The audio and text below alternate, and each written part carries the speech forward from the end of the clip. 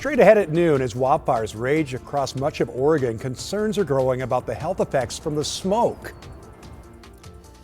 And at lunchtime, it's 84 degrees in downtown. It's 84 at the airport, 13 degrees warmer right now than yesterday at this time. We are well on our way to highs in the upper 90s today and probably tomorrow as well. Plus, software giant Intel reportedly eyeing a new round of layoffs, this time in a department critical for maintaining AI infrastructure. And later, the Pentagon identifies the soldier killed while disarming a drone in Iraq as it launches a fresh volley of strikes at Iran.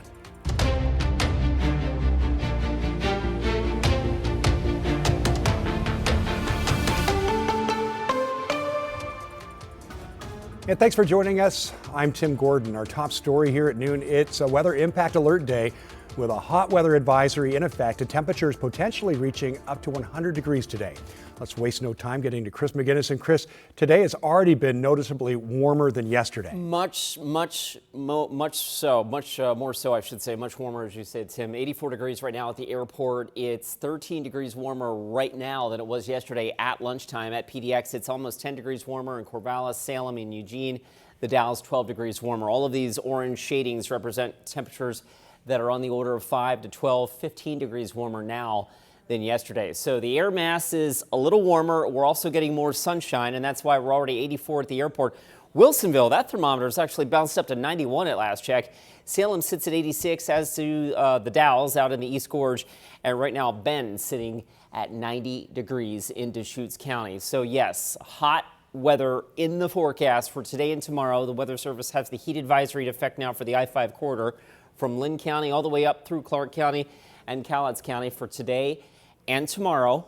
The expectation is that temperatures may fall just shy of 100 degrees this afternoon. The hedge is that we do have some haze out there and maybe a little cloud cover, which would be about the only thing standing between us and hitting 100 degrees this afternoon. So we've got us at 98 or 99 this afternoon and probably similar territory again tomorrow. So with that in mind, heat stress is a major issue for anybody that is spending time outside or that does not have the ability to cool off. You want to check on those folks that have air conditioning. And if you do have to spend time outside, take frequent breaks and obviously stay hydrated as well. We've got 2 days of some really hot weather. Here's some of the cloud cover moving in, but also I think if you look closely here, you see that kind of that milky shade. That is all wildfire smoke, and there is a ton of that. This is a look at Highway 26 out near the Prineville, or I should say east of the Prineville area near Ochoco Summit. This is Highway 20 east of the Burns area, and again, you can see lots of wildfire smoke. So we've got two major issues with the heat and the wildfire smoke. 2 days of heat, more on that coming up in just a few minutes. Okay, Chris, thank you. Multnomah County has declared a state of emergency now for the heat, opening a cooling center and adding resources to help people stay cool. The cooling center is now open at Bud Clark Commons near Hoyt and Broadway in Old Town. It'll stay open until 9 o'clock tonight. And then there are other options around the city to stay cool. You can stop inside libraries and community centers. Then, of course, there are public pools, splash pads, and misting stations. You can also call 211 if you need to find a cooling location or, importantly, to report someone who may not be safe in their home due to the heat. Cooling options are open in surrounding counties as well. And it's not just today's heat posing a health risk. The smoke from those wildfires burning across Oregon is impacting air quality for communities statewide, but particularly east of the Cascades. Now, one local doctor is warning that extreme heat paired with poor air quality can be a really dangerous combination. Libby Dowsett has more. Many seniors are already facing fragile health, so doctors say the smoke and the heat can trigger even more severe conditions like heart attacks and strokes. And many kids can be at risk without even knowing it. The warning comes from Dr. Erica Maria Moseson, a pulmonary and critical care doctor who says heat waves can lead to extreme dehydration. Also, wildfire smoke can spread very small particulates in the air that can make their way into our bodies. Those get breathed into our lungs and they go deep into the body and they circulate all around the body, and they can cause disease, they can cause increased inflammation, they can make people more likely to get an attack of their asthma or their lung disease or a heart attack or a stroke, all sorts of health problems that can be pretty dramatic. Dr. Moseson hosts a podcast where she talks about the dangers of polluted air. She also warns of the stress put on our bodies by heat. She recommends people plan out their day to avoid going out during times of bad air quality or extreme temperatures, and do the same for your kids. So kids actually breathe a lot more and take in a lot more air for their size than adults do. And then of course they also tend to be wanting to run around all the time. Pregnant people take big deep breaths and actually breathe more and inhale higher doses. Our people who are exerting outdoors, so our outdoor workers, our frontline, our wildland firefighters. She said it's important to check in with people you know to make sure they aren't suffering from heat exhaustion or heat stroke.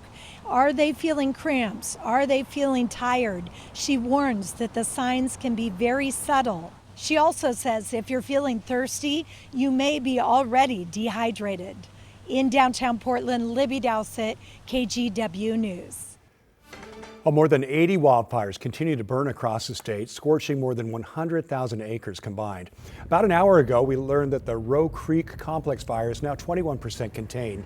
It's still the largest fire burning in the state right now at nearly 150,000 acres. More than 550 firefighters and personnel are spread across Wheeler, Jefferson, and Wasco counties. Their main focus is making sure flames don't reach any communities or homes. And farther north, crews are making some progress on the Hay Creek complex. At last check, it's more than 112,000 acres and 20% contained. Local firefighters and ranchers are working closely with incident managers on that fire. Some evacuation levels have also been dropped for parts of Gillum County.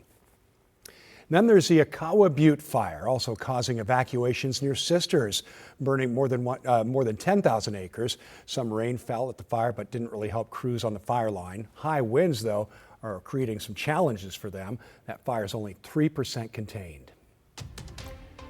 Well, Kaiser police are trying to get in contact with the wife of a man who was found dead inside his home.